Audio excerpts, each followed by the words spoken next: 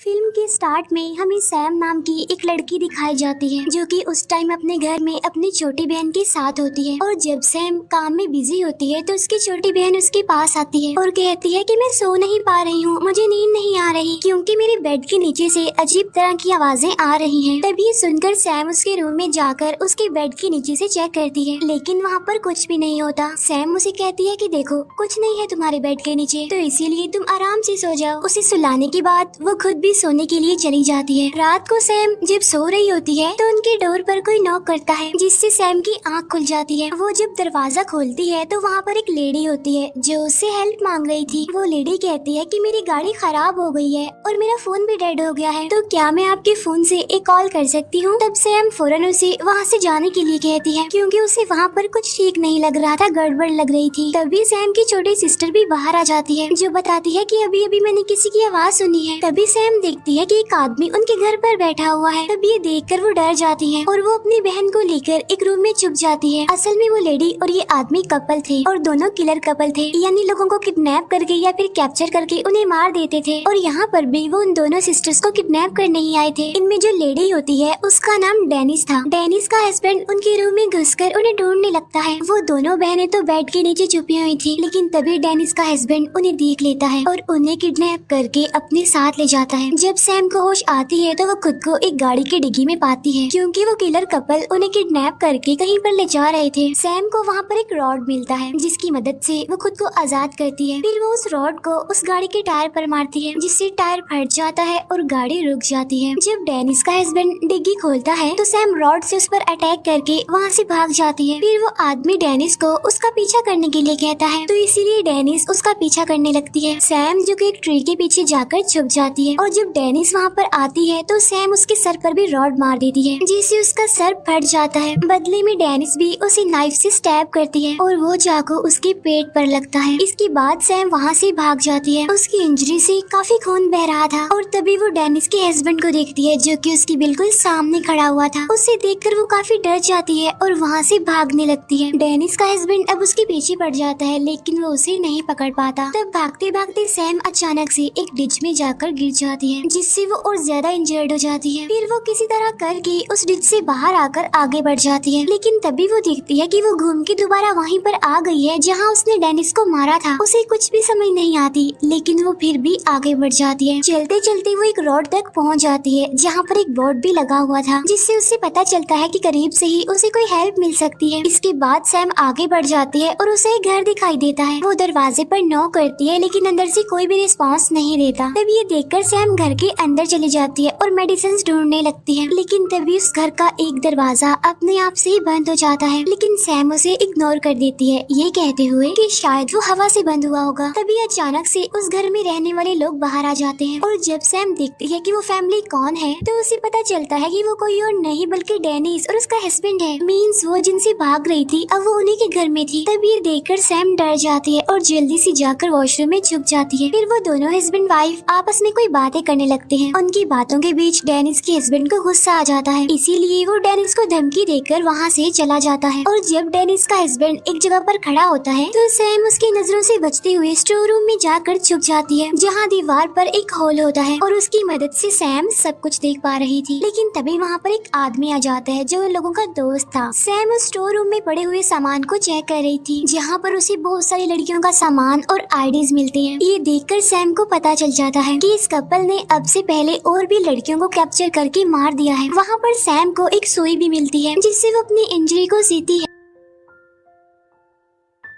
रात को वो तीनों बहुत ज्यादा शराब पीते हैं और जब उनकी ड्रिंक खत्म हो जाती है तो उनका वो फ्रेंड शराब लेने जाता है, लेकिन तभी उसकी नजर उस हॉल पर पड़ती है और वो सैम की आईज देख लेता है जिससे सैम डर जाती है। फिर उनका फ्रेंड उन्हें बताता है कि मैंने स्टोर रूम में कुछ देखा है, लेकिन डेनिस का हस्बैंड उस पर यकीन नहीं करता क्योंकि उसे लग रहा था कि उसने इतनी शराब पी ली है इसीलिए नशे में वो ऐसी बातें कर रहा है। तब उसका फ्रेंड मजाक में ये भी कहता है कि मैं तुम्हारा सीक्रेट जानता हूँ। तब ये सुनकर डेनिस के हस्बैंड को शक होता है कि शायद उसे पता चल गया है कि हम लड़कियों को किडनैप करके मारते हैं और स्टोर रूम में उनकी चीजें पड़ी हुई हैं। तब डेनिस का हस्बैंड उसे पूछता है कि वैसे तुम क्या सीक्रेट जानते हो मेरा। तब उसका फ्रेंड उसे कहता है कि छोड़ो यार, मैं तो मजाक कर रहा था। लेकिन डेनिस का हस्बैंड इस बार उसकी बात पर बिलीव नहीं करता और वो उसके सर पर रॉड से हमला करके उसे जान से मार डालता है। तब डेनिस उसकी इस हरकत पर उसे काफी नाराज होती है। उधर सैम भी अपनी आंखों के सामने ये सब होता देखकर काफी डर जाती है। लेकिन तभी डेनिस का हस्बैंड एक चैनसो से अपने फ्रेंड की डेड बॉडी को काटने लगता है। चैनसो की आवाज सुनकर सैम अपने कान बंद कर लेती है। उसकी डेड बॉडी के छोटे छोटे टुकड़े करने के बाद डेनिस का हस्बैंड उसे अपनी गाड़ी में रखता है और उसे फेंकने जाता है। अब सैम उस स्टोर रूम का दरवाजा खोलने की कोशिश करती है लेकिन वो लॉक था। लेकिन तभी सैम को वहाँ पर मोबाइल की आवाज सुनाई देती है और वो उसे लेकर पुलिस को कॉल कर देती है। लेकिन मुसीबत की बात तो ये होती है कि उसे वहाँ का एड्रेस भी नहीं पता होता। उससे भी ज्यादा मुसीबत ये है कि फोन डेड हो जाता है जिससे कॉल कट जाती है।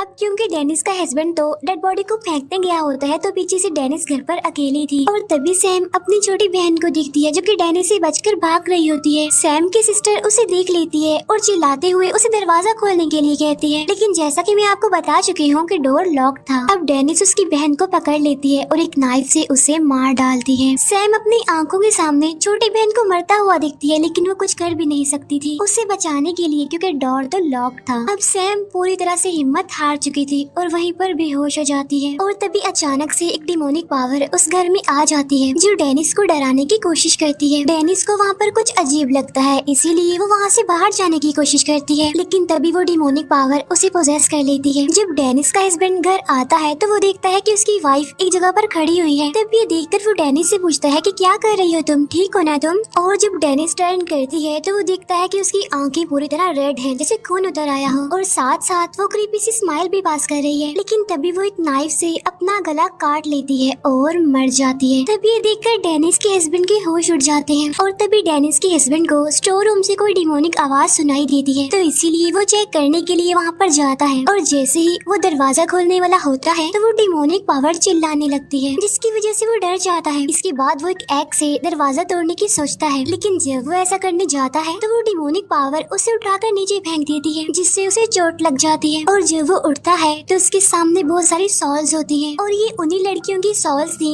जिन्हें पहले वो मार चुका था। अब ये सारी सॉल्स उससे अपना बदला लेंगी जो कुछ उसने उनके साथ किया। उधर सैम की जब आँख खुलती है तो उसे भी एक सॉल दिखाई देती है। फिर वो सोल उसका दरवाजा खोल देती है और सैम बाहर आ जाती है और तभी वो वहाँ पर अपनी छोटी बहन की डेड बॉडी देखती है जिसे बहुत ही बुरे तरीके से मारा होता है। तभी ये देखकर सैम रोने लगती है और तभी उसके सामने एक सॉल आ जाती है। वो सोल सैम को टच करती है और दिखाती है कि तुम तो स्टोर रूम में ही मर गई थी और अब ये जो बाहर आई है वो तुम्हारी सॉल है और अपनी बहन के बारे में फिक्र मत करो क्योंकि वो अपनी मदर के साथ है और बहुत खुश है। वो दोनों अब एक अलग ही दुनिया में है। नेक्स्ट मॉर्निंग पुलिस वहाँ पर आकर उन सबकी डेड बॉडीज को उठाने लगती है लेकिन तभी अचानक से सैम की आंखें खुल जाती है और उसकी आंखें बिल्कुल रेड थी जैसे कोई खून हो। असल में बात ये थी कि वो सॉल अब उसकी बॉडी में चली गई थी और अब वो उन सभी लोगों को मारेगी जो लड़कियों को ऐसे किडनैप करके कैप्चर करके मार डालते हैं। यहीं पर ये मूवी एंड हो जाती है।